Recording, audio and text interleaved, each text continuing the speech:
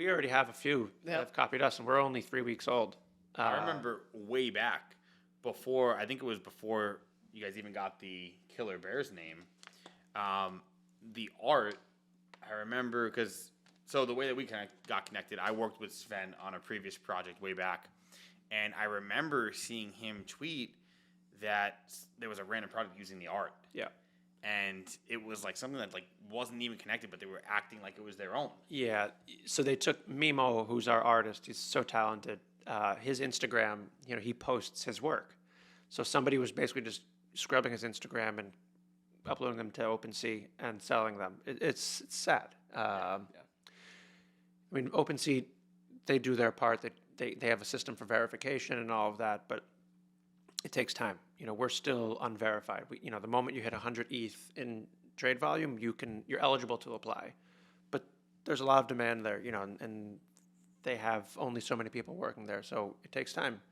But until then, the derivative stuff, the even more challenging part is on Solana, there's a Killer Bear derivative already with they're like chubby angry bears, but if you look at them, they're the same.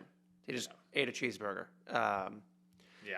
Same teeth, same People same everything. can't have everything their own with ideas. Yeah, It's annoying to deal with, but at the same time, it's kind of like a compliment a little bit because if they did that, you are doing something right. Like I said to our company, because we have a project that we haven't really announced it yet, but we're at the late stages of that, and we addressed the whole scam thing and what do we do with these duplicate websites, and we were like, if we kind of get to that point, like you want to protect your audience, but you're kind of doing something right.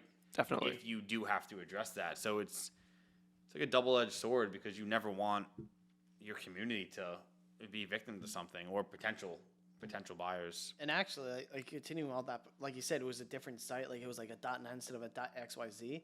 That's where like you see like the big companies. I think it was it might have been Disney. I forget which one it was, but they were buying up their rights to theirs. Oh, it was Nintendo.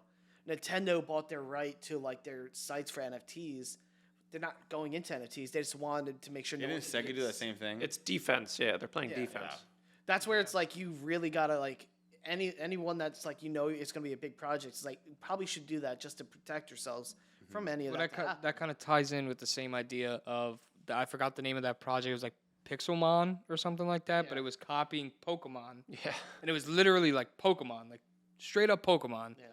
And it's like it kind of is a defense. Or like pixelated? It was like I believe so. It was like Cody, if you can pull that up, it was like pixelated Pokemon, but they were like legit same names, same like design. Like I wonder what's they don't gonna own the happen, rights. because in the early days before this PFP stuff, when it was just like Nifty Gateway and all this like the art side of it with no utilities, like Scrooge McDuck was everywhere. Like Disney is not gonna let that slide, in my opinion. They're gonna come down with it. There was a lot of money that went into that art.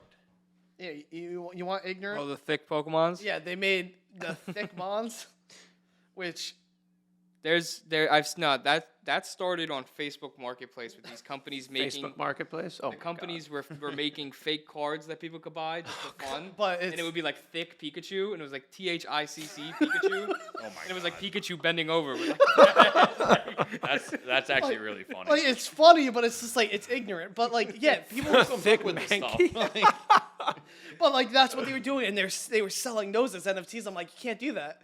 Like the thing is, always you can. There's still no rules. I mean, it's still the Wild West. I think the only parallel I can draw is when the Instagram stuff started for me in 2017, when the feed was chronological. It was the Wild West. You could promote anything you wanted. Instagram couldn't catch up with you. There was no copyright protection. There was no nothing. You could do anything. And then eventually, the weeks turn to months, and they start to add stuff. And I think at some point, we're going to have to see the same thing here. You can't have bad actors getting rewarded. Like when I see any trade volume at all for a derivative project, I get frustrated because we're trying to celebrate the artists and we're trying to celebrate teams and community that are working towards something that's big and good. And you have somebody that literally, saves an image from OpenSea, goes into Photoshop and like applies some filter to it, and then goes back to OpenSea.